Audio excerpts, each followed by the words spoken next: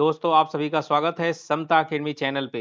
दोस्तों आज हम देखेंगे कंप्यूटर के वे सारे महत्वपूर्ण क्वेश्चन जो किसी न किसी परीक्षा में पूछे गए हैं। स्पेशली दोस्तों ये यूथ कंपटीशन का बुक है और उत्तर प्रदेश में जितने भी परीक्षा हुए हैं यूपी ट्रिपल एससी के द्वारा, अभी ग्राम विकास अधिकारी का एग्जाम है, तो ग्राम विकास अधिकारी में जितने भी क्वेश्चन पूछे गए हैं इसमें वे सारे क्वेश्चन समाहित है।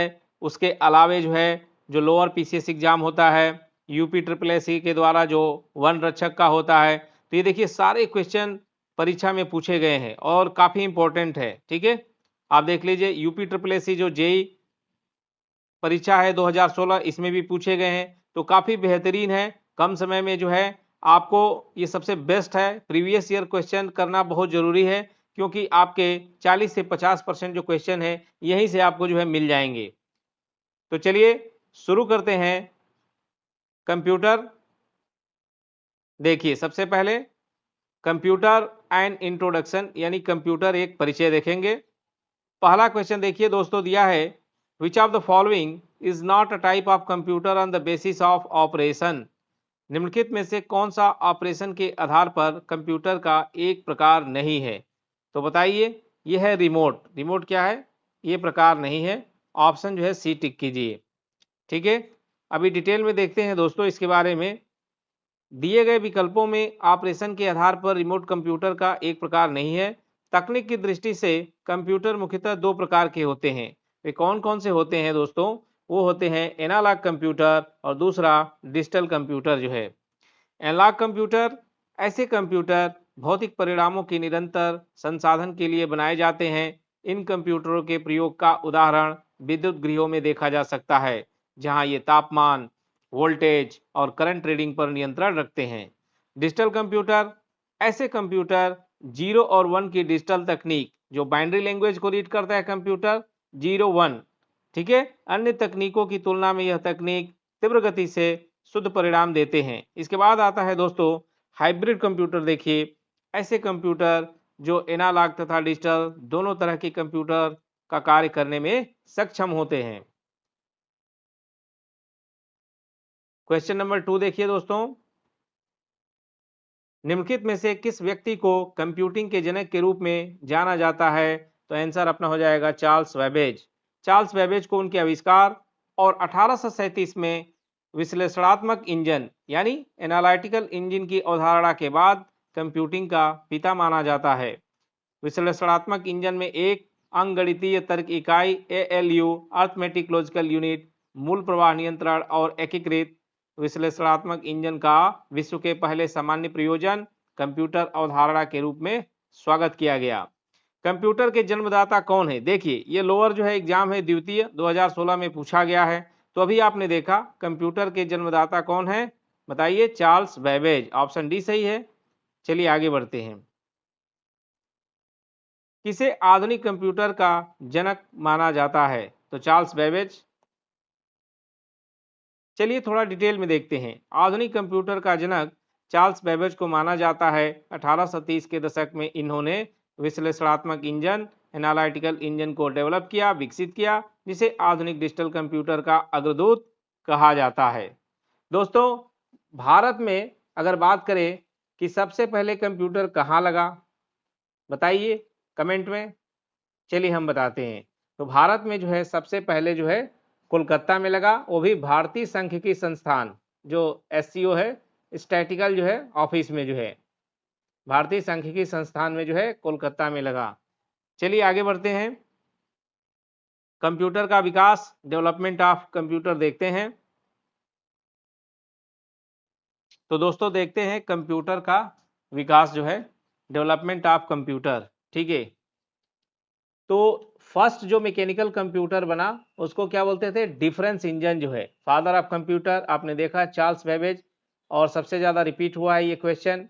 ठीक है, जो फर्स्ट मैकेनिकल कैलकुलेटर जिसको एनालिटिकल इंजन कहते हैं, एबाकस। ठीक है, फर्स्ट प्रोग्रामर, ये काफ़ी इंपॉर्टेंट है, ये क्वेश्चन जो है पूछ सकता है आपसे। देखिए, फर्स्ट जो है प्रोग्रामर, फर्स्ट प्रोग्रामर जो है कौन है? फर्स्ट प्रोग्रामर जो है एडा अगस्टा बैरोन। एडा अगस्ता बैरोन। ठीक है, तो फर्स्ट प्रोग्रामर जो है एडा अगस्ता बैरोन है। इसी तरीके से अगर पूछा जाए आपसे कि फर्स्ट इलेक्ट्रॉनिक कंप्यूटर, उसका नाम क्या है, तो फर्स्ट इलेक्ट्रॉनिक कंप्यूटर देखते हैं दोस्तों। जो फर्स्ट इलेक्ट्रॉनिक कंप्यूटर, उसका नाम था एनिएक, ENIAC। ठीक है, एनिएक। एनिएक का पूरा नाम है electronic numeric integrator and calculator जो है। ठीक है, चलिए क्वेश्चन देखते हैं। क्वेश्चन नंबर 5 देखिए, पारंपरिक कंप्यूटर में CRT मॉनिटर होते थे, CRT का क्या अर्थ है, तो CRT का अर्थ है कैथोड रे ट्यूब। ऑप्शन जो है ए सही है। ठीक है, टेलीविजन सेट पर CRT को आमतौर पर पिक्चर ट्यूब कहा जाता है। तो अभी काफ़ी डेवलप हो गया, अभी आप देखते हैं मॉनिटर LED आते हैं, इसके भी एडवांस आने लगे हैं। अभी देखिए, पहली पीढ़ी के कंप्यूटर में प्रयोग किया जाता था। क्वेश्चन जो है नंबर 6 देखिए, पहली पीढ़ी के कंप्यूटर में प्रयोग किया जाता था, तो क्या किया जाता, तो वैक्यूम ट्यूब्स। जो फर्स्ट जनरेशन था दोस्तों, उसमें जो है प्रयोग किया गया वैक्यूम ट्यूब्स। देखिए यहाँ पे लिखते जाते हैं ऐसे, फर्स्ट समझ लीजिएगा, फर्स्ट जनरेशन। तो फर्स्ट जनरेशन में दोस्तों यूज किया गया वैक्यूम ट्यूब्स।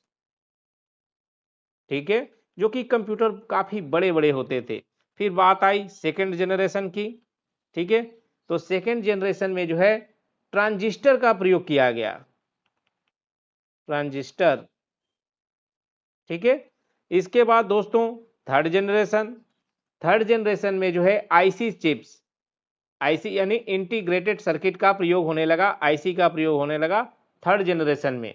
इसके बाद जो है जब फोर्थ जनरेशन की बात करते हैं, फोर्थ जनरेशन, तो फोर्थ जनरेशन में जो है VLSI, very large scale integration based on micro processor use होने लगा, यानी इसको लिखते हैं VLSI। देखिए दोस्तों, फोर्थ जनरेशन में जो है VLSI जो है प्रयोग होने लगा। और अभी देख रहे हैं आप फिफ्थ जनरेशन चालू हो गया है। अभी कौन सा चल रहा है दोस्तों, अभी जो है चल रहा है फिफ्थ जनरेशन। अभी जो है फिफ्थ जनरेशन आ गया। तो फिफ्थ जनरेशन में क्या यूज हो रहा है, AI का प्रयोग होने लगा, आर्टिफिशियल जो है इंटेलिजेंस का भी प्रयोग होने लगा है। ठीक है, तो ये जो है लिख लीजिए आप, इसी को बोलते हैं ULSI। ULSI इसका मतलब ultra large scale integration based on AI। जो ULSI है बेस्ड ऑन क्या है, AI। तो शॉर्टकट आप याद रखिए, तो fifth generation AI artificial intelligence जो कि बेस्ड ऑन ULSI। चलिए नेक्स्ट देखते हैं दोस्तों, तो इसमें आप टिक कर लीजिए, पहली पीढ़ी के कंप्यूटर में निर्वात नलिकाओं वैक्यूम ट्यूब्स का प्रयोग।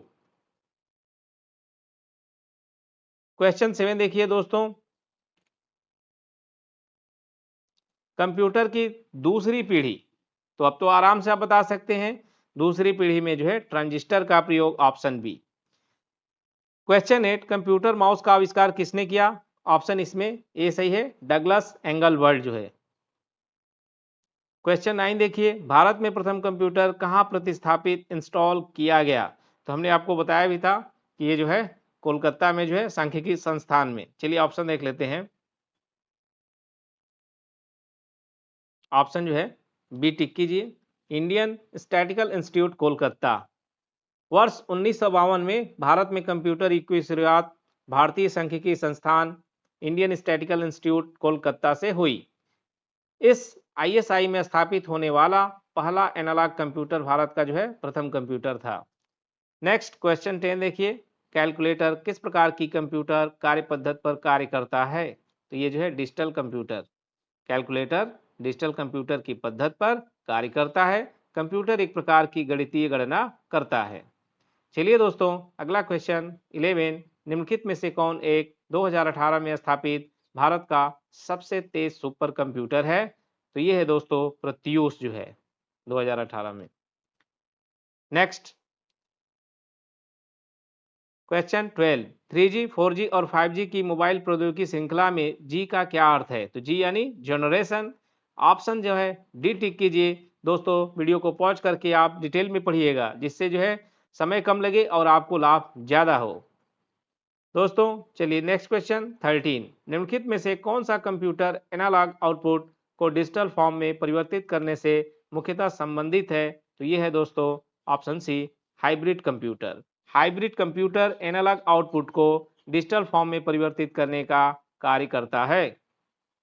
1943 में जे.डब्ल्यू. माचली और जे. प्रेस्पर इकर्ट द्वारा बिना किसी भी यांत्रिक हिस्सों के बनाए गए पहले कंप्यूटर को क्या कहा गया था? दोस्तों क्वेश्चन नंबर 14 देखिए। 1943 में जे.डब्ल्यू. माचली और जे. प्रेस्पर इकर्ट द्वारा बिना किसी भी यांत्रिक हिस्सों के बनाए गए पहले कंप्यूटर को क्या कहा गया था? तो इसे जो है एनिएक।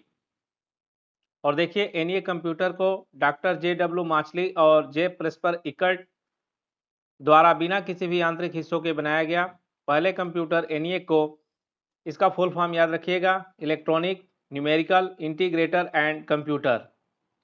1943 में इस परियोजना की शुरुआत करने का अधिकार प्राप्त हुआ।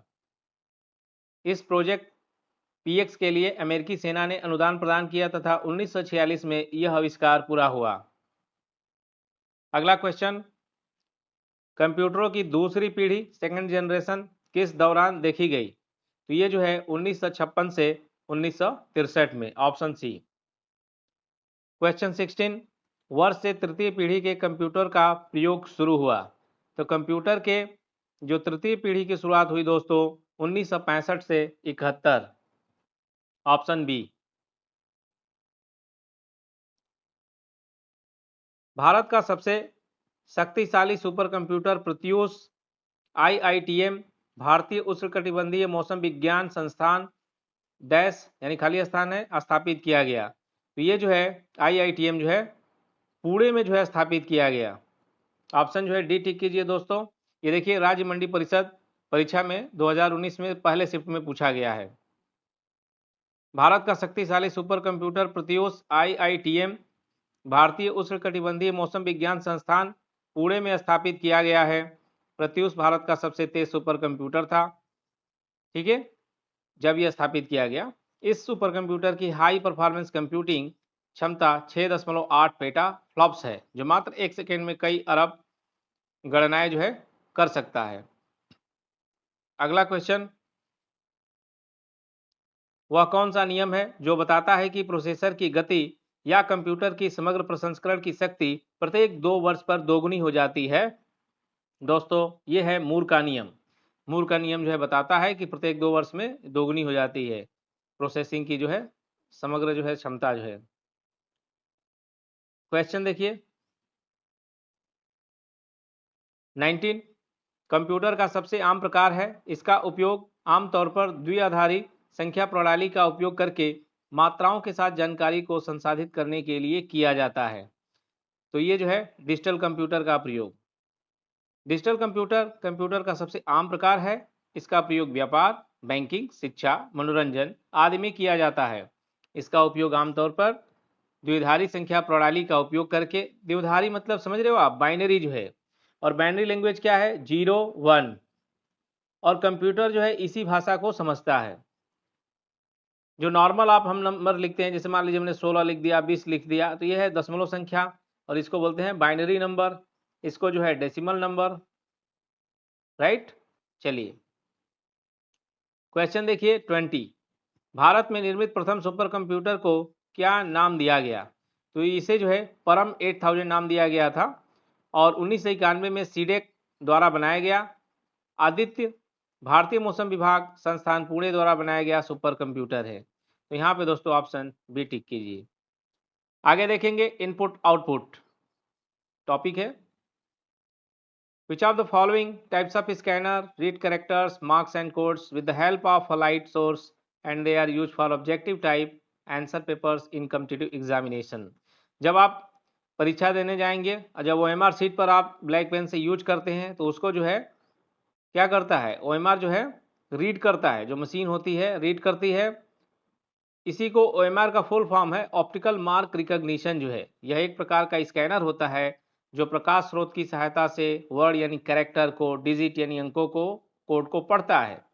इसका प्रयोग जो है प्रतियोगी परीक्षाओं में वस्तुनिष्ठ प्रकार के उत्तर पत्रों को पढ़ने के लिए किया जाता है। तो यहाँ पे दोस्तों अपना ऑप्शन सही हो जाएगा बी जो है, ठीक है, optical mark recognition. Next question देखिए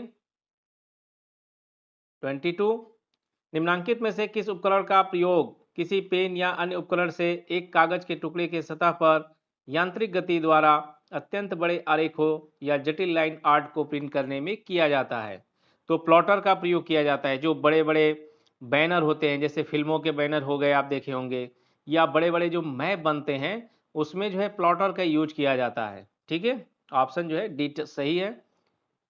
इसमें ड्राइंग बनाने के लिए पेन, पेंसिल, मार्कर आदि राइटिंग टूल का प्रयोग होता है। यह बड़ी तथा जटिल ग्राफ या रेखा चित्र प्रिंट करने के लिए यांत्रिक गति का उपयोग करता है। Which of the following is not an impact printer? निम्नलिखित में से कौन एक इम्पैक्ट प्रिंटर नहीं है? तो यहाँ पर जो सी है, देखिए इंकजेट प्रिंटर। ये क्या है? इंकजेट प्रिंटर जो है इम्पैक्ट प्रिंटर नहीं है। चलिए इसको डिटेल में देख लीजिए कि इम्पैक्ट प्रिंटर कहते किसे हैं। यह एक प्रकार का प्रिंटर है जो कागज के साथ एक इंक रिबन के सीधे संपर्क से काम करता है। आपने यूज किया होगा या देखा होगा, जो टाइपराइटर जो है हाथों से लोग टाइप करते थे पहले, जो उसमें रिबन लगी होती है और बड़ा साउंड करता है, खटखट। लोग अभी टाइपिंग प्रैक्टिस करते भी हैं। तो डॉट मैट्रिक्स प्रिंटर हो गया, डेजी व्हील प्रिंटर हो गया और लाइन प्रिंटर, ठीक है, इसमें काफ़ी साउंड आता है। इसके बाद जो है और सुधार हुआ और बना non impact printer. Non impact printer में इंक रिबन और पेपर में सीधा संपर्क नहीं होता है। ठीक है, इंकजेट प्रिंटर हो गया, लेजर प्रिंटर और थर्मल प्रिंटर, तो इसमें आपको साउंड नहीं मिलेगा, बड़े इजीली जो है प्रिंट करता है ये। चलिए क्वेश्चन देखिए 24, which of the following function is done by a microphone device? निम्नलिखित में से कौन सा कार्य या परिचालन माइक्रोफोन उपकरण द्वारा संपन्न होता है? ये देखिए, ये जो है UP triple S C JE 2018 में पूछा गया है कि निम्नलिखित में से कौन सा कार्य परिचालन माइक्रोफोन उपकरण द्वारा संपन्न होता है। तो ये क्या करता है? Convert sound waves into electrical signals, जो है ध्वनि तरंगों को विद्युत संकेतों में परिवर्तित करता है। ऑप्शन हमारा ए सही हो जाएगा, ए टिक कीजिए। चलिए नेक्स्ट, अभी देखिए question number 25, which among the following is a major step before taking print of the document?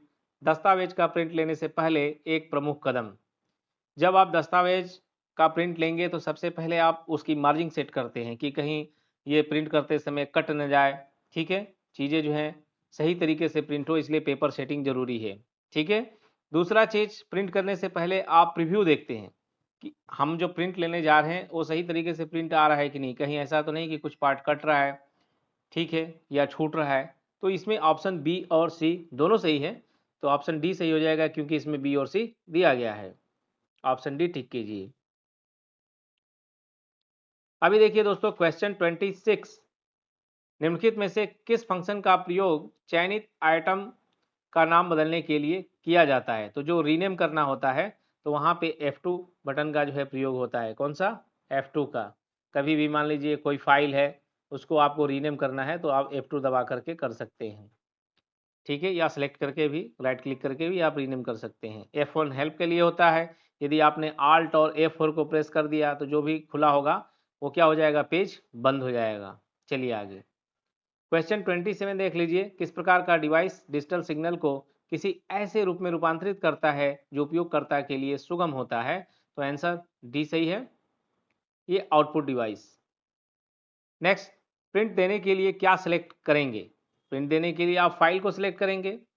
ठीक है, चलिए दोस्तों थोड़ा हम स्पीड में चलेंगे क्योंकि परीक्षा काफ़ी आपका नज़दीक है, ग्राम विकास अधिकारी का, और जल्दी हमें वीडियो भी अपलोड करना है आपके लिए। और वीडियो को आप लोग दोस्तों ज़्यादा से ज़्यादा लाइक करें, शेयर करें। चलिए, परिधीय उपकरण कार्य क्षमता जोड़ने के लिए कंप्यूटर सिस्टम से कनेक्ट होते हैं। निम्नलिखित में से कौन सा परिधीय उपकरण नहीं है? तो यहाँ पे जो मदरबोर्ड है, ये मदरबोर्ड क्या है? ये परिधीय उपकरण नहीं है। मदरबोर्ड परिधीय उपकरण नहीं है, यह कंप्यूटर का ही प्रमुख अंग है, जबकि अन्य विकल्प जो है परिधीय उपकरण है जो कंप्यूटर सिस्टम से जुड़े रहते हैं। निर्देशों का एक संग्रह है जो कंप्यूटर द्वारा निष्पादित किया जाने वाला एक विशिष्ट कार्य है, तो यह है प्रोग्राम। एक कंप्यूटर प्रोग्राम आमतौर पर एक विशिष्ट कार्य निष्पादित करता है। सॉफ्टवेयर निर्देशों का एक संग्रह है जो यूजर को कंप्यूटर, उसके हार्डवेयर तथा अन्य घटकों को एक विशिष्ट कार्य करने में सक्षम बनाता है। अगला क्वेश्चन, निम्न में से कौन सा कार्य किसी कंप्यूटर के सीपीयू द्वारा निष्पादित नहीं किया जाता है? तो देखिए, निर्देश व्याख्या जो है ये सीपीयू का काम नहीं है। निर्देश लाना इसका काम है। डेटा को अस्थायी रूप से भंडारित करना काम है। और डेटा प्रसंस्करण या संसाधन ये सीपीयू यानी सेंट्रल प्रोसेसिंग यूनिट, और इसे जो है कंप्यूटर का जो है माइंड कहते हैं, ब्रेन ऑफ कंप्यूटर भी कहा जाता है। सीपीयू को जो है क्या कहते हैं? सीपीयू को ब्रेन ऑफ कंप्यूटर यानी कंप्यूटर का दिमाग, ब्रेन ऑफ कंप्यूटर, याद रखिएगा, पूछता भी है। चलिए, तो यहाँ पे ऑप्शन सही हो जाएगा बी जो है। नेक्स्ट, केंद्रीय प्रसंस्करण इकाई सीपीयू और मुख्य स्मृति के बीच एक बफर के रूप में कार्य करता है, तो ये जो है कैश मेमोरी कार्य करता है। कैश स्मृति हिंदी में। कैश मेमोरी एक विशेष प्रकार की तीव्र गति की मेमोरी होती है जो कि कंप्यूटर की प्रोसेसिंग की गति को बढ़ा देती है। यह मेमोरी सीपीयू और मुख्य मेमोरी के बीच एक बफर के रूप में कार्य करता है। खाली स्थान दिया है, एक प्रकार का लघु प्रोग्राम है जो कंप्यूटर को उस समय से नियंत्रित करता है जब से यह ऑन होता है और तब तक जब तक ऑपरेटिंग सिस्टम उसे अपने नियंत्रण में न ले ले। तो यह है बायोस। आंसर जो है सही हो जाएगा बी, बायोस यानी बेसिक इनपुट आउटपुट सिस्टम। इसका फुल फॉर्म भी पूछता है, ठीक है। तो बायोस यानी बेसिक इनपुट आउटपुट सिस्टम, इसका जो है संक्षिप्त रूप है बायोस। इसका उपयोग बूट प्रक्रिया के समय हार्डवेयर प्रारंभ करने के लिए किया जाता है। क्वेश्चन 34, कंप्यूटर संसाधक के रूप में एएलयू का पूर्ण स्वरूप क्या है? एएलयू, तो ये हो जाएगा अर्थमेटिक लॉजिक यूनिट। यहाँ पे क्या हो जाएगा? एलयू का पूरा, देखिए ये UP triple SC computer operator. तो यूपी ट्रिपल एससी जो भी परीक्षा में पूछा है वो सारे क्वेश्चन आपको देखने को मिलेंगे। ऑप्शन ए सही है, आगे बढ़िए। सभी हार्डवेयर की जांच निम्न में से करता है, कौन करता है? ये है बायोस, ऑप्शन ए। बायोस का पूर्ण रूप बेसिक इनपुट आउटपुट सिस्टम। यह एक सॉफ्टवेयर है जिसे मदरबोर्ड पर बने अस्थायी ROM chip, non volatile ROM chip में रखा जाता है। इसमें उपयोगकर्ता द्वारा परिवर्तन नहीं किया जा सकता है। जैसे ही कंप्यूटर ऑन किया जाता है, बायोस पासवर्ड तथा हार्डवेयर की जांच करता है तथा ऑपरेटिंग सिस्टम चालू करता है। इस तरह यह हार्डवेयर तथा सॉफ्टवेयर के बीच संबंध स्थापित करता है। अगला क्वेश्चन, कौन सी कोटि बायोस को सर्वोत्तम परिभाषित करती है? तो ये है फॉर्मवेयर, ठीक है। फॉर्मवेयर जो है बायोस को सर्वोत्तम परिभाषित करती है। एलयू का विस्तृत रूप है अर्थमेटिक लॉजिक यूनिट।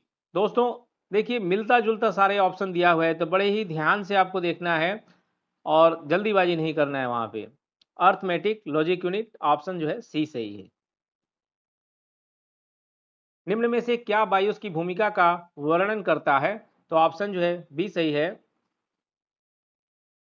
यह एक प्रोग्राम है जो रोम से निष्पादित होता है जब कंप्यूटर चालू होता है। सीपीयू का वह भाग जिसमें सर्किटरी लगा होता है और जो संग्रहित प्रोग्रामों को पूरा करने या निष्पादित करने के लिए पूरे कंप्यूटर सिस्टम को निर्देशित करने के लिए विद्युत संकेत का प्रयोग करता है, उसे किस नाम से जाना जाता है? तो उसे दोस्तों कंट्रोल यूनिट के नाम से जाना जाता है। ऑप्शन ए सही है, ठीक है। सीपीयू करता क्या है? प्रोग्राम निर्देशों को निष्पादित नहीं बल्कि कंप्यूटर के अन्य भागों को निर्देश देता है, ठीक है। सीपीयू के कंट्रोल यूनिट में सीयू में सर्किटरी होती है जो संग्रहित प्रोग्राम निर्देशों को पूरा करने के लिए तथा पूरे कंप्यूटर सिस्टम को निर्देशित करने के लिए विद्युत संकेतों का उपयोग करता है। क्वेश्चन 40, खाली स्थान है, आपको फिल करना है। 4 ऑप्शन दिया गया है। एक संसाधक के अतिरिक्त एक संसाधक के आंतरिक डेटाबेस में बिट्स की संख्या होती है जिसे संसाधक एक बार में संसाधित कर सकता है। तो यह है वर्ड लेंथ। यहाँ पे क्या फिल करेंगे? Word length.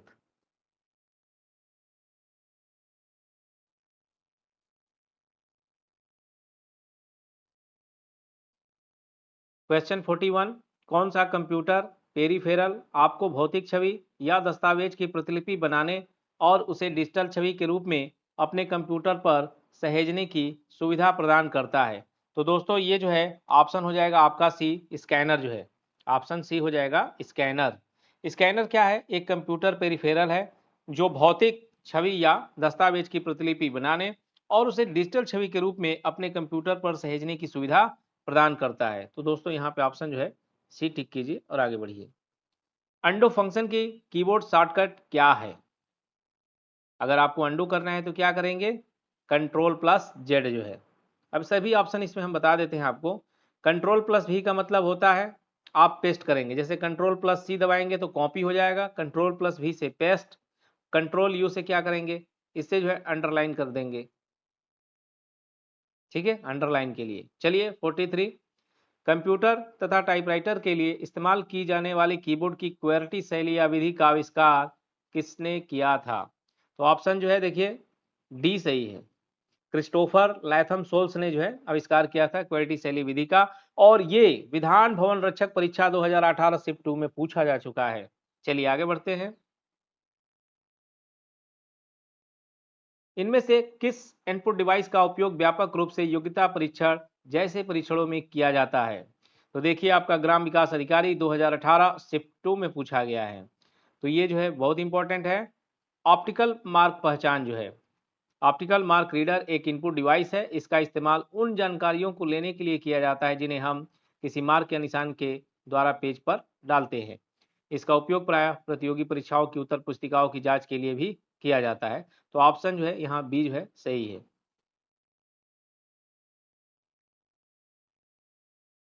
45, प्रिंट के दौरान गैर प्रभाव वाले प्रिंटर पेपर को स्पर्श नहीं करते हैं।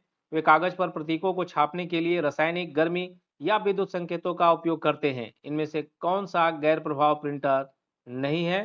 तो डॉट मैट्रिक्स। बाकी डेस्क जेड हो गया, थर्मल हो गया, लेजर हो गया। ठीक है, ये जो है गैर प्रभाव प्रिंटर है, जबकि डॉट मैट्रिक्स गैर प्रभाव प्रिंटर नहीं है। चलिए, और डॉट मैट्रिक्स जो होते हैं ये क्या करते हैं? बहुत शोर भी मचाते हैं, क्योंकि जब आवाज़ करते हैं ये रिबन और जो उसके साथ होता है प्रिंट करते हैं। तो चलिए आगे देखते हैं। क्वेश्चन 46 जो है, निम्न में से कौन सा है जो किसी छवि को डिजिटलीकृत करके टेलीफोन लाइन पर चित्र और टेक्स्ट भेज या प्राप्त कर सकते हैं? Fax machine. फैक्स मशीन से जो है ऐसा कर सकते हैं हम। फैक्स मशीन ऐसा उपकरण है जिसका इस्तेमाल डॉक्यूमेंट को डिजिटल रूप में भेजने के लिए होता है। इसमें टेलीफोन लाइन के माध्यम से चित्र और टेक्स्ट को भेजा जाता है। इसका जो व्यावसायिक उपयोग है वो 1865 में शुरू हुआ। क्वेश्चन 47, कंप्यूटर प्रणाली में निम्न में से क्या इनपुट डिवाइस का उदाहरण नहीं है? तो प्रिंटर क्या है? आउटपुट डिवाइस है। बाकी कीबोर्ड, स्कैनर, माउस क्या है? इनपुट डिवाइस है। तो ऑप्शन यहाँ बी हो जाएगा आपका। यही पूछा है कि इनपुट डिवाइस का उदाहरण नहीं है, तो बी। 48, कंप्यूटर में निम्न में से कौन सी इनपुट डिवाइस नहीं है? माउस है, कीबोर्ड है, प्रिंटर है, स्कैनर है। कभी कभी एक ही क्वेश्चन को जो है काफ़ी शब्दों के जाल में फंसाता है आपको। तो इनपुट डिवाइस कौन सा नहीं है? प्रिंटर। ऑप्शन बी टिक कीजिए। 49, कंप्यूटर माउस किस प्रकार का डिवाइस है? माउस क्या है? इनपुट डिवाइस है। ठीक है, आउटपुट डिवाइस में देखिए मॉनिटर, वीडियो, स्पीकर, प्रिंटर। यहाँ ए टिक कीजिए। कंप्यूटर के कीबोर्ड में कितनी वर्णमालाओं की होती है? तो ये जो है 26 होती है। ठीक है, कंप्यूटर कीबोर्ड में कुल 26 वर्णमालाएं होती है तथा कीबोर्ड में सामान्यतः 102 की होती है। की 3 प्रकार की होती है, अल्फा न्यूमेरिक की, फंक्शनल की और स्पेशल की। मेमोरी देखिए, which drive is made up of series of circular disc called platters? कौन सी ड्राइव प्लेटर नामक वृत्ताकार डिस्क की श्रृंखला से बनी होती है? तो ये है hard disk drive. Option C. Option जो है सी टिक कीजिए। चलिए अगला क्वेश्चन 52, निम्नलिखित में से कौन रैम के बारे में सही नहीं है? रैम के बारे में क्या सही नहीं है? देखिए,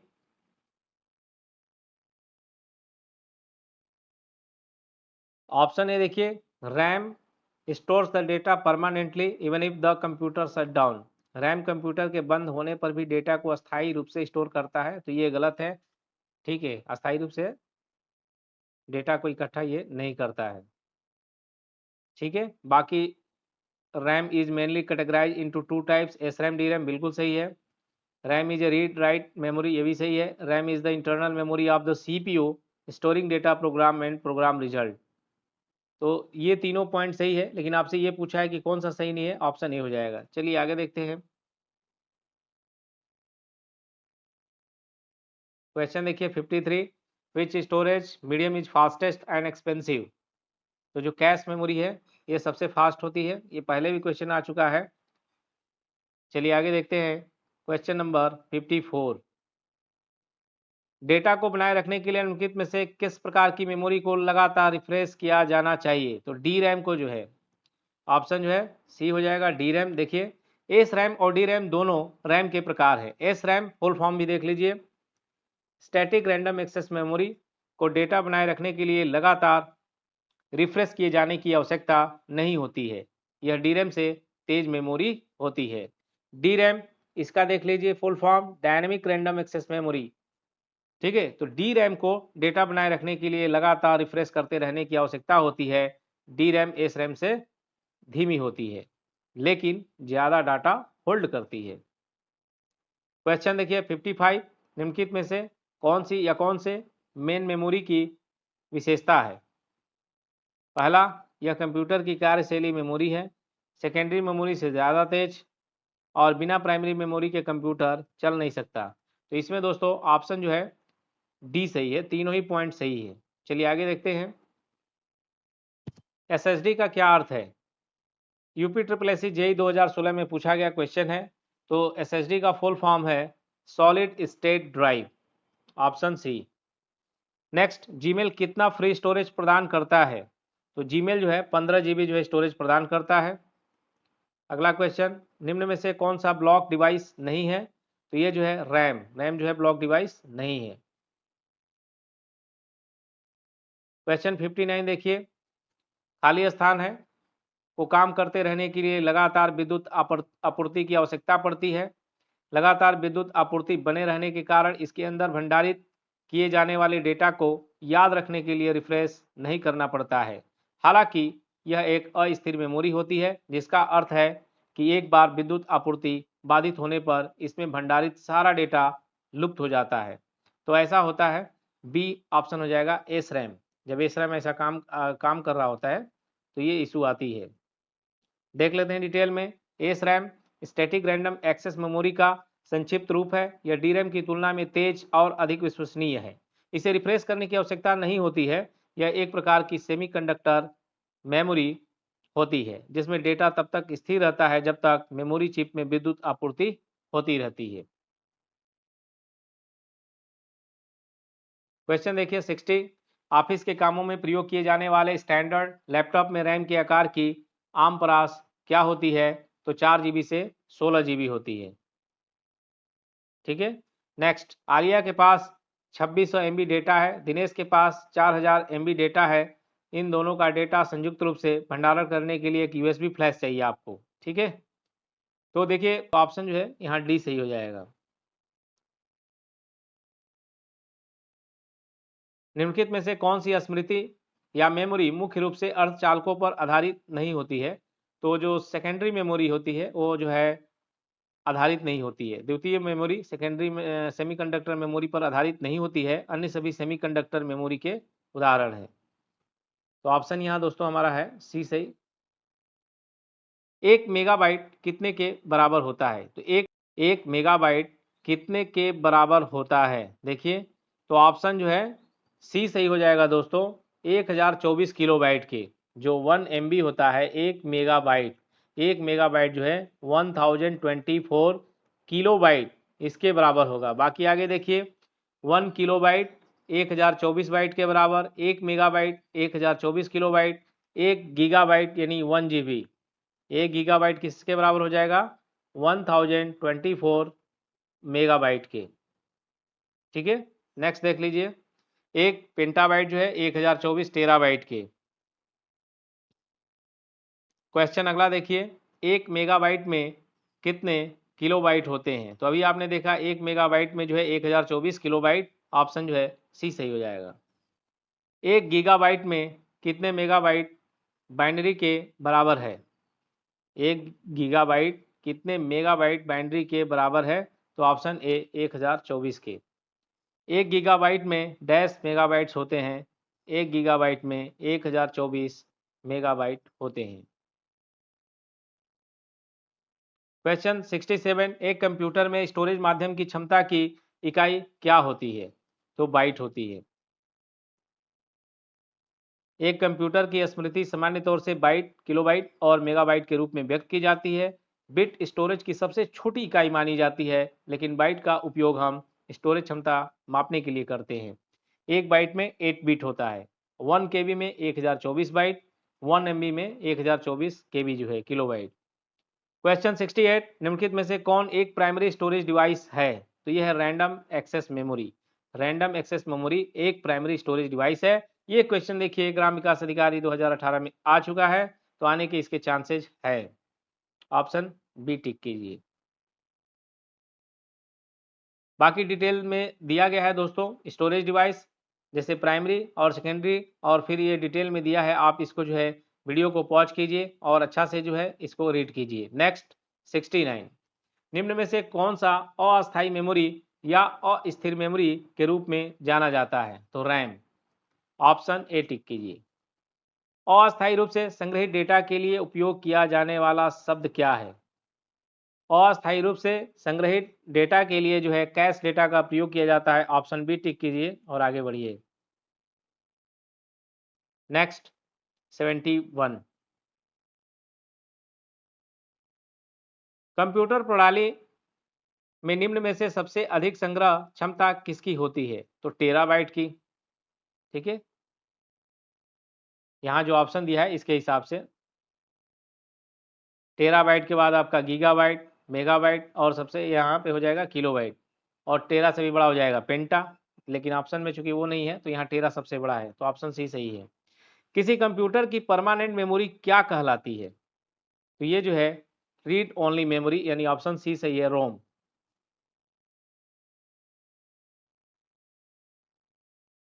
कंप्यूटर में कौन हार्डवेयर है? तो सीडी रोम क्या है? हार्डवेयर है। ऑप्शन सी जो है। चलिए आगे बढ़ते हैं। कंप्यूटर में डाटा का किस रूप में भंडारण होता है? तो ये बाइनरी के रूप में होता है। कंप्यूटर में डाटा बाइनरी के रूप में भंडारित होता है और बाइनरी संख्या 0 तथा 1 से मिलकर बनी होती है। बाइनरी संख्या को द्विआधारी संख्या यानी बाइनरी नंबर भी कहा जाता है। नेक्स्ट 75, कंप्यूटर प्रणाली में सीडी रोम द्वारा क्या दर्शाया जाता है? तो ऑप्टिकल डिस्क, ऑप्टिकल डिस्क को दर्शाया जाता है। नेक्स्ट क्वेश्चन देखिए 76, निम्न में से कौन सी मेमोरी का सबसे कम एक्सेस समय है? तो सबसे फास्ट कौन है? कैश मेमोरी, एक्सेस समय सबसे कम लेगा वो। क्वेश्चन 77, वर्चुअल मेमोरी का आकार निर्भर करता है, ये जो है डिस्क स्पेस पर निर्भर करता है। वर्चुअल मेमोरी प्रोसेसर द्वारा जब मुख्य मेमोरी की क्षमता कम होती है तब वर्चुअल मेमोरी जनरेट की जाती है। अतः स्पष्ट है कि वर्चुअल मेमोरी डिस्क स्पेस के आकार पर निर्भर करती है।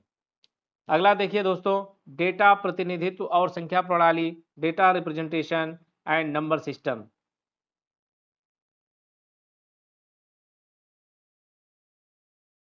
निम्नलिखित में से कौन बाइनरी संख्या, निम्नलिखित में से कौन बाइनरी संख्या दशमलव संख्या 147 के समतुल्य है? ठीक है दोस्तों, देखिए कैसे निकालेंगे इसको। 2 से जो है डिवाइड किया, 2 सते 14, 2 तिहाई 6, जो रिमाइंडर बचेगा इस साइड लिखते जाएंगे। ठीक है, शेष के नीचे, तो यहाँ पे रिमाइंडर 1 आ गया। फिर 2 से भाग दिया, 2 तिहाई 6, 2 छक्के 12 यानी 1 बच गया। यहाँ जो है रिमाइंडर यानी शेष फल लिखते जाएंगे। फिर 2 से पूरी पूरी कट जाएगा, 2 18 36, 2 से भाग देंगे, 2 एकम 2, 2 8 16, तो यहाँ रिमाइंडर 0। फिर 2 से 2 9 18, रिमाइंडर 0। फिर 2 यहाँ पे पहले भाग दिए, 2 चौके 8, 1 रिमाइंडर। फिर 2 दूनी के 4, पूरा पूरा कट गया, रिमाइंडर 0। फिर 2 से 2 में भाग देंगे, 2 एकम 2, यानी एक बार जाएगा, रिमाइंडर 0। अब नीचे से इसको स्टार्ट करते हैं। इसको क्या करते हैं, यहाँ से लिखना स्टार्ट करेंगे। तो सबसे पहले देखिए 1, इसके बाद 00, फिर इसके बाद 1 है, फिर 00 और लास्ट में 11, तो ये हो गया। ठीक है, ऑप्शन जो है बी हो जाएगा हमारा। ये हो गया बाइनरी नंबर जो है दशमलव से, तो ऑप्शन जो है बी टिक कीजिए, आगे बढ़िए। क्वेश्चन देखिए दोस्तों अब 79, binary number system is also called as the, binary संख्या प्रणाली को यह भी कहते हैं बेस टू संख्या प्रणाली। ऑप्शन जो है ए सही हो जाएगा। नेक्स्ट, बाइनरी नंबर प्रणाली में प्रयुक्त किए जाने वाले विशिष्ट प्रतीकों की संख्या 2 होती है, एक तो 0 और एक 1, तो ऑप्शन जो है डी टिक कीजिए, आगे बढ़िए। क्वेश्चन 81, निम्न में से कौन सा बाइनरी संख्या प्रणाली का उदाहरण है? बाइनरी संख्या में देखिए कौन सा है, देखिए ऑप्शन ए तो बिल्कुल नहीं है, ये भी नहीं है, ये भी नहीं, यानी ऑप्शन सी सही है। ये बाइनरी नंबर में लिखा है ना 1 और 0 में होता है। क्वेश्चन 82 देखिए, निम्नलिखित में से किस द्विआधारी संक्रिया यानी बाइनरी ऑपरेशन का परिणाम जो है इतना होगा? 4 ऑप्शन दिया है, तो सबसे पहले हम बताते हैं कैसे निकालेंगे। इसकी वैल्यू पहले पता कीजिए, तो 111 लिखिए, इसके बाद 0 है, फिर 10 है। अब एक तरीका बताते हैं, फार्मूला याद रखिए, आप निकाल सकते हैं आराम से इजीली। यहाँ पे 1, इसका डबल 2, इसका डबल जो है 4, 4 का डबल 8, 8 का डबल 16, 16 का डबल 32। तो इसकी वैल्यू हम देख लेंगे कि इसकी वैल्यू कितनी आती है जो बाइनरी नंबर दिया गया है। तो 0 के ऊपर जो भी नंबर होगा दोस्तों उसको नहीं लेना है, ये नहीं लेंगे। 0 के ऊपर 4 है, नहीं लेंगे। बाकी सबको जोड़ते हैं। अब देखिए 2 8 10, 10 10 20, 20 और 6 26, 26 2 28, 28 और 30 58, यानी कितना आ गया दोस्तों? वैल्यू 58 आ गया। ठीक है, तो जिस ऑप्शन का वैल्यू 58 होगा वही आंसर हो जाएगा। और देखिए यहाँ पर ऑप्शन बी का जो है कितना आ रहा है, इसको उसी तरीके से इसने निकाला है। चलिए हम दिखा भी देते हैं आपको, एक कर देंगे। ऑप्शन बी सही है, लेकिन दिखाते हैं कि कैसे इसने किया है। तो 37 वैल्यू निकाल के आपको दिखाते हैं पहले, और उसमें से जो है फिर प्लस है उसको जोड़ दिया है 21, 58 आ गया। तो 100 लिखिए, 101 लिखिए, फिर वही तरीका जो आपको बताया, 1 2 4 8 16 और ये रहा 32। अब जिस 0 के ऊपर नंबर है उसको नहीं जोड़ना है, तो ये हटाइए, 8 हट जाएगा, 16 हट जाएगा, यानी 4 1 5 5 2 7 और 30 37 आ गया। इसी तरीके से आप जो है इस ऑप्शन का निकाल देंगे, दोनों को जोड़ना है, जोड़ दीजिए, 58 वैल्यू आ जाएगा, यानी ऑप्शन बी सही है। इसी प्रकार आप सभी निकाल के दोस्तों रफ पे चेक कीजिएगा, तो आपको समझ में आ जाएगा कि केवल बी को छोड़ के वैल्यू जो है किसी और का 58 नहीं आएगा। तो आंसर हमारा यहाँ बी सही होगा।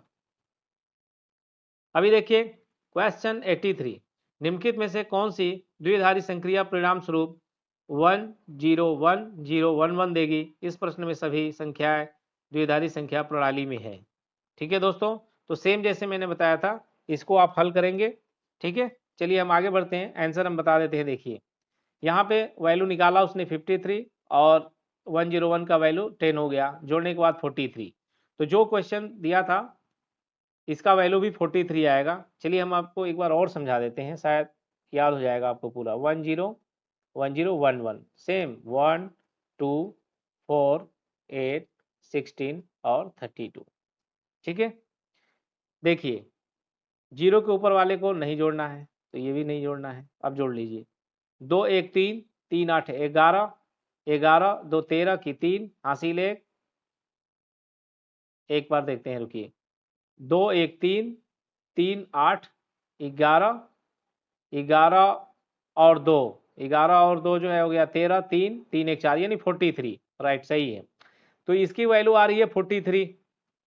अब नीचे जो ऑप्शन दिया गया है उन सभी का निकालोगे, जैसे ऑप्शन बी का इसने निकाला है, तो इसकी भी वैल्यू जो है इसका 53 आएगा, और इसमें से ये 10 घट जाएगा तो क्या हो जाएगा?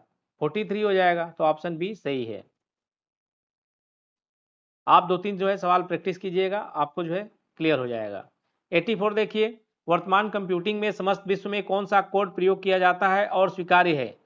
तो ये है ASCII। ठीक है, American standard code for information interchange, यही स्वीकार्य है, ऑप्शन ए। 85 देख लीजिए दोस्तों, बाइनरी संख्या का दशमलव समतुल्य क्या होगा? तो अभी हमने आपको सिखाया था, आप जो है उस तरीके से इसका निकाल सकते हैं, ठीक है, या एक बार और आपको दिखाएं हम करके। चलिए, तो ये तरीका भी सही है और जो हमने बताया वो भी काफ़ी इजी तरीका है। चलिए एक बार और करते हैं। 111, इसके बाद 4 शून्य है, इसके बाद फिर 1 1 1 1।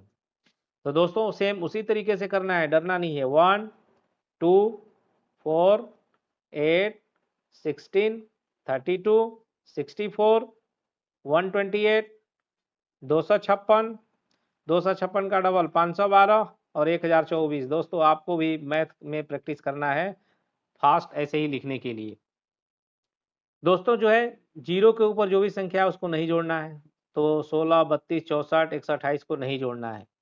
और जब आप जोड़ेंगे 1024 512 256, ठीक है, बाकी इधर का कितना हो जाएगा 8 4 12 12 2 14 8 4 12 12 2 14 1 15, यानी इधर का 5 हो गया, 5 6 11 11 2 13 13 4 17। ऑप्शन लास्ट में क्या आएगा 7 आएगा। देखिए यूनिट डिजिट का कमाल, लेकिन 2 में आ रहा है। जब आप जोड़ेंगे तो इसकी वैल्यू आ जाएगी वैसे 1807 आएगी, यानी ऑप्शन जो है बी सही है। ठीक है, ऑप्शन जो है यहाँ पे बी सही होगा 1807 वाला। तो आप जो है खुद से भी थोड़ा सा प्रैक्टिस कीजिए दोस्तों, यहाँ पे हमें जल्दी चलना है फास्ट में जो है, ताकि समय कम लगे और वीडियो लंबा न हो। 86 देखिए दोस्तों, बाइनरी संख्या 1011 का दशमलव समतुल्य क्या होगा? तो आप खुद से कीजिएगा, ऑप्शन आएगा इसका C11 जो है। काफी सवाल इस पे प्रैक्टिस हो गए दोस्तों। अभी देखिए कंप्यूटर प्रोग्रामिंग भाषा से रिलेटेड देखेंगे दोस्तों हम। एक प्रक्रिया संसाधनों का अनुरोध करती है, यदि उस समय संसाधन उपलब्ध नहीं है, प्रक्रिया प्रतीक्षा की स्थिति में प्रवेश करती है। कभी कभी प्रतीक्षा प्रक्रिया कभी भी अवस्था को बदलने में सक्षम नहीं होती है, क्योंकि इसके द्वारा अनुरोधित संसाधनों को अन्य प्रतीक्षा प्रक्रियाओं द्वारा आयोजित किया जाता है। यह स्थिति क्या कहलाती है? तो ये है डेडलॉक कंडीशन होती है। ऑप्शन सी जो है, देखिए डिटेल में देखते हैं इसको। डेडलॉक एक ऐसी स्थिति है जिसमें मल्टी प्रोग्रामिंग वातावरण में कई प्रक्रियाएं सीमित संख्या में संसाधनों के लिए प्रतिस्पर्धा कर सकती हैं। यदि कोई प्रक्रिया संसाधनों के लिए अनुरोध करती है और उस समय संसाधन उपलब्ध नहीं होते हैं, तो प्रक्रिया प्रतीक्षा की स्थिति में प्रवेश करती है। कभी कभी प्रतीक्षा प्रक्रिया कभी भी अवस्था को बदलने में सक्षम नहीं होते हैं, क्योंकि इसके द्वारा अनुरोधित संसाधनों को अन्य प्रतीक्षा प्रक्रियाओं द्वारा आयोजित किया जाता है। अगला सवाल, कंप्यूटर प्रणाली में निम्न में से कौन सा प्रोग्रामिंग भाषा नहीं है? तो देखिए कोबोल है, कॉमन ओरिएंटेड बिजनेस लैंग्वेज आप सुने होंगे, फोर्ट्रान है और पास्कल है। लेकिन डी क्या है? लोटस एक अमेरिकन सॉफ्टवेयर है, तो ये प्रोग्रामिंग भाषा नहीं है। ऑप्शन डी ठीक कीजिए। और आबकारी सिपाही परीक्षा 2016 में पूछा जा चुका है। क्वेश्चन 89, किसी संसाधक द्वारा प्रति सेकंड की जा सकने वाली संक्रियाओं की संख्या का निर्धारण किसके द्वारा किया जाता है? इसे मेगाहर्ट्ज या गीगाहर्ट्ज में व्यक्त किया जाता है। तो क्लॉक स्पीड में व्यक्त किया जाता है। क्लॉक स्पीड किसी प्रोसेसर द्वारा प्रति सेकंड में की जाने वाली संक्रियाओं की संख्या का निर्धारण है। इसे मेगाहर्ट्ज और गीगाहर्ट्ज में व्यक्त किया जाता है। इसका उपयोग प्रोसेसर की गति के संकेतक के रूप में किया जाता है। चलिए आगे देखते हैं क्वेश्चन 90, कर्नेल के बारे में निम्नलिखित में से कौन सा कथन गलत है? तो ये फौज वाले कर्नल साहब की बात नहीं हो रही है, कंप्यूटर में बात हो रही है। पूछ रहा है कि कर्नेल के बारे में निम्नलिखित में से कौन सा कथन गलत है? तो यहाँ पे देखिए, यह ऐसा कंप्यूटर क्रमादेश प्रोग्राम है जो उपयोगकर्ता और प्रचालन प्रणाली के बीच एक अंतराफलक उपलब्ध करवाता है। तो ये पॉइंट दोस्तों गलत है। बाकी देख लीजिए पॉइंट, यह एक ऐसा कंप्यूटर क्रमादेश यानी प्रोग्राम है जो सभी निष्पादित उपयोज्यताओं यानी यूटिलिटीज का समन्वय करता है। हिंदी इतनी आसान नहीं होती है जितना सोचते हैं आप। नेक्स्ट बी, यह ऐसा कंप्यूटर क्रमादेश है जो सभी कंप्यूटर प्रचालनों को नियंत्रित करता है, ये भी सही है। सी, ये एक ऐसा कंप्यूटर क्रमादेश है जो सभी प्रणाली प्रक्रियाओं को निर्धारित और व्यवस्थित करता है। तो तीनों पॉइंट सही है, केवल डी यहाँ गलत है। क्वेश्चन 91, निम्नलिखित में से क्या एक प्रयोजन उन्मुख या प्रयोजन आधारित क्रमादेशन प्रोग्रामिंग भाषा नहीं है? तो सी जो है प्रोग्रामिंग भाषा नहीं है। देखिए यहाँ पे पर्ल है, पाइथन है, रूबी है, जो कि ऑब्जेक्ट ओरिएंटेड लैंग्वेज है, जबकि सी एक प्रक्रियात्मक प्रोग्रामिंग लैंग्वेज है। ठीक है, तो ऑप्शन डी जो है। इनमें से कौन सी कंप्यूटर प्रोग्रामिंग भाषा नहीं है? A@ जो दिया है ये नहीं है। बाकी देखिए आपका जावा हो गया, पास्कल हो गया, कोबोल हो गया, फोर्ट्रान हो गया, C++ हो गया, ऑब्जेक्टिव सी हो गया तथा सी हैज आदि कंप्यूटर की प्रोग्रामिंग भाषा होती है, किंतु A@ प्रोग्रामिंग भाषा नहीं है। क्वेश्चन 93, निम्नलिखित में से कौन सी लैंग्वेज पास्कल से प्राप्त सिस्टम प्रोग्रामिंग लैंग्वेज है एवं रक्षा एप्लीकेशन के लिए अभिष्ट है? तो ऑप्शन डी एडा जो है, ऑप्शन डी एडा। एडा लैंग्वेज पास्कल से प्राप्त सिस्टम प्रोग्रामिंग लैंग्वेज है तथा रक्षा एप्लीकेशन के लिए भी अभिष्ट है। कंप्यूटर भाषा कोबोल किसके लिए उपयोगी है? तो ये जो है वैज्ञानिक कार्य के लिए उपयोगी है। कोबोल का पूर्ण रूप कॉमन बिजनेस ओरिएंटेड लैंग्वेज है। कोबोल का प्राथमिक प्रयोग व्यवसाय फाइनेंस के लिए किया जाता है। अगला क्वेश्चन कंपाइलर है। कंपाइलर क्या है? तो ये एक कंप्यूटर प्रोग्राम है, बिल्कुल है, सॉफ्टवेयर का भाग है, ये भी है, हाई लेवल से मशीन लैंग्वेज में बदलने का भी प्रोग्राम है। तो ये तीनों ही पॉइंट सही है दोस्तों कंपाइलर के बारे में।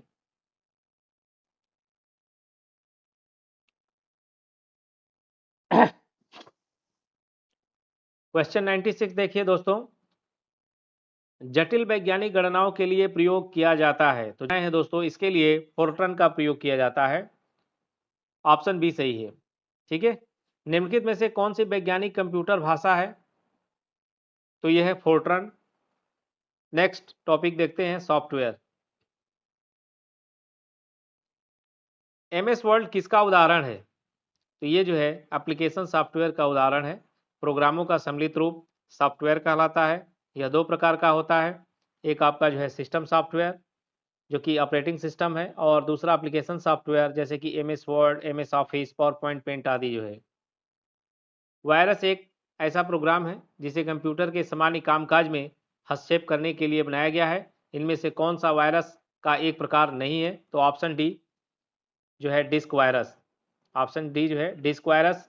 डिस्क वायरस वायरस नहीं है, बाकी तीनों जो है वायरस हैं जो कि कंप्यूटर के सामान्य कामकाज में हस्तक्षेप करने के लिए बनाए गए हैं। कंप्यूटर वायरस है क्या है? ऑप्शन ए सही है, ऐसा कंप्यूटर प्रोग्राम जो स्वयं की प्रतिलिपियां बना सके। क्वेश्चन देखिए दोस्तों 101, निम्नलिखित में से कौन सा डेटाबेस सॉफ्टवेयर का एक उदाहरण है? तो ये है option A Oracle RDBMS। Oracle RDBMS एक डेटाबेस सॉफ्टवेयर का उदाहरण है। टैली एक अकाउंटिंग प्रोग्राम है। क्वेश्चन देखिए 102, मल्टीटास्किंग ऑपरेटिंग सिस्टम का अर्थ वह है कि बहुत से प्रोग्रामों का एक साथ संचालन किया जाता है। मल्टी मतलब ही होता है बहुत ज़्यादा, एक से अधिक। नेक्स्ट 103, सॉफ्टवेयर का प्राथमिक उद्देश्य डेटा को डैश में बदलना है, तो सूचना में बदलना है, सॉफ्टवेयर का यही काम है। तो जो है ऑप्शन जो है बी सही हो जाएगा। अगला क्वेश्चन दोस्तों, निम्न में से कौन सा लॉजिक बम के लिए सही है? तो लॉजिक बम यह घुसपैठियों द्वारा मालवेयर में अंतर्विष्ट कोड है, ये ऑप्शन ए सही है। क्वेश्चन 105 देखिए दोस्तों, फोटोशॉप ऐसा सॉफ्टवेयर प्रोग्राम है जिसका उपयोग इमेज एडिटिंग, ग्राफिक डिजाइन और डिजिटल आर्ट के लिए बड़े पैमाने पर किया जाता है। निम्नलिखित में से किस कंपनी के पास इस सॉफ्टवेयर को बेचने का अधिकार है? तो एडोब इंक के पास इसका अधिकार है। और देखिए ये लोअर जो एग्जाम होता है UP lower PCS 2019 shift second में पूछा गया है। तो फोटोशॉप एक सॉफ्टवेयर प्रोग्राम है जिसका उपयोग इमेज एडिटिंग, ग्राफिक डिजाइन और डिजिटल आर्ट के लिए बड़े पैमाने पर किया जाता है। इस सॉफ्टवेयर को बेचने का अधिकार एडोब इंक कंपनी के पास है। यह दिसंबर 1982 में स्थापित अमेरिकी बहुराष्ट्रीय कंप्यूटर सॉफ्टवेयर कंपनी है। Question 106, Microsoft Windows, Mac OS X और लिनक्स ये सभी के उदाहरण हैं। किसके उदाहरण हैं? ऑपरेटिंग सिस्टम के। तो ऑप्शन बी टिक कीजिए। नेक्स्ट 107, निम्नलिखित में से कौन सा कंप्यूटर का डेटाबेस सॉफ्टवेयर नहीं है? तो MS वर्ड जो है डेटाबेस सॉफ्टवेयर नहीं है। 108, निम्नलिखित में से कौन से ओपन सोर्स सॉफ्टवेयर नहीं है? तो माइक्रोसॉफ्ट ऑफिस क्या है? ये ओपन सोर्स सॉफ्टवेयर नहीं है। अभी डिटेल में इसको देखिए। ओपन सोर्स सॉफ्टवेयर ऐसे सॉफ्टवेयर को कहा जाता है जिसके सोर्स कोड सभी के लिए ओपन हो, जिसमें कोई भी इसके सोर्स कोड को एडिट तथा संशोधित कर सकता है। ओपन सोर्स सॉफ्टवेयर के उदाहरण है लाइनेक्स, मोजिला फायरफॉक्स। अभी देखिए 109, निम्न में से कौन एक प्रोग्रामिंग सॉफ्टवेयर है? तो यह है विजुअल बेसिक। विजुअल बेसिक एक प्रोग्रामिंग सॉफ्टवेयर है, ऑप्शन टी टिक कीजिए। 110, निम्न में से कौन सा वेब ब्राउजर नहीं है? तो ऑप्शन ए गूगल। गूगल जो है वेब ब्राउजर नहीं है, बाकी Firefox, Mozilla, Microsoft Edge, Netscape, navigator, ये सभी हैं तीनों। नेक्स्ट क्वेश्चन 111, माइक्रोसॉफ्ट वर्ड में डैश टैब में सबसे अधिक उपयोग की जाने वाली, जैसे कि फॉन्ट और फॉन्ट विशेषताओं को बदलने, अनुच्छेदों को अनुकूलित करने, शैलियों का उपयोग करने और पाठ को ढूंढने और बदलने के लिए उपकरण की विशेषताएं होती है, ये होती है होम की। आप होम में जाइए और वहां से कर सकते हैं। माइक्रोसॉफ्ट वर्ड में होम टैब में सबसे अधिक उपयोग की जा सकने वाली, जैसे फॉन्ट विशेषताओं को बदलने, अनुच्छेदों को अनुकूलित करने, शैलियों का उपयोग करने और टेक्स्ट को ढूंढने और बदलने के लिए उपकरण की विशेषताएं होती है। अगला क्वेश्चन 112 देखिए, खाली स्थान है, एक प्रोग्राम या कंप्यूटर होता है जो सर्वर से जुड़कर जानकारी का अनुरोध करता है, तो यह है क्लाइंट। ऑप्शन जो है सी, और ये राज्य मंडी परिषद में पूछा जा चुका है। जो क्लाइंट होता है दोस्तों, ये भी तीन होता है, एक थिक क्लाइंट, थिन क्लाइंट और हाइब्रिड क्लाइंट। अगला क्वेश्चन, एक पेशेवर गो खिलाड़ी को हारने वाले गूगल कंप्यूटर प्रोग्राम का नाम बताइए, तो ऑप्शन बी अल्फागो। निम्नलिखित में से कौन सा ओपन सोर्स सॉफ्टवेयर का एक उदाहरण है? तो लिब्रे ऑफिस जो है ओपन सोर्स सॉफ्टवेयर का उदाहरण है। क्वेश्चन 115, कंप्यूटर प्रणाली में निम्न में से कौन सा एक ऑपरेटिंग सिस्टम नहीं है? तो आंसर होगा दोस्तों यहाँ पे MS ऑफिस। बाकी विंडोज, यूनिक्स, लाइनेक्स क्या है? ऑपरेटिंग सिस्टम है। MS ऑफिस जो है ऑपरेटिंग सिस्टम नहीं है। दोस्तों देखिए, दिए गए विकल्पों में विंडोज, लाइनेक्स तथा यूनिक्स ऑपरेटिंग सिस्टम है जो कंप्यूटर चलाने अर्थात यूजर एवं मशीन के बीच माध्यम स्थापित करता है तथा साथ ही एप्लीकेशन सॉफ्टवेयर के लिए प्लेटफॉर्म प्रदान करता है, जबकि MS ऑफिस एक एप्लीकेशन सॉफ्टवेयर पैकेज है जो ऑपरेटिंग सिस्टम के आधार पर कार्य करता है। अगला क्वेश्चन 116, निम्न में से कौन सा एक कंप्यूटर ऑपरेटिंग सिस्टम नहीं है? ये देखिए, ग्राम पंचायत अधिकारी 2016 में भी आ चुका है, तो MS वर्ड एक कंप्यूटर ऑपरेटिंग सिस्टम नहीं है। ऑप्शन सी टिक कीजिए, आगे बढ़िए। नेक्स्ट है, कंप्यूटर की भाषा में बग क्या है? कंप्यूटर की भाषा में बग क्या है? तो यह है कंप्यूटर त्रुटि है, ठीक है, और इसको डिबगिंग करके फिर निकालते हैं। तो कंप्यूटर प्रोग्राम या सॉफ्टवेयर में पाई जाने वाली त्रुटियों को बग कहा जाता है। इन त्रुटियों यानी एरर्स को ढूंढने व उनमें सुधार करने की जो प्रक्रिया है वो डीबगिंग कहलाती है। इस कार्य के लिए तैयार किए गए सॉफ्टवेयर को डीबग कहा जाता है। त्रुटियों को छोटे सॉफ्टवेयर प्रोग्राम के सहारे ठीक किया जाता है, जिसे पैच कहा जाता है।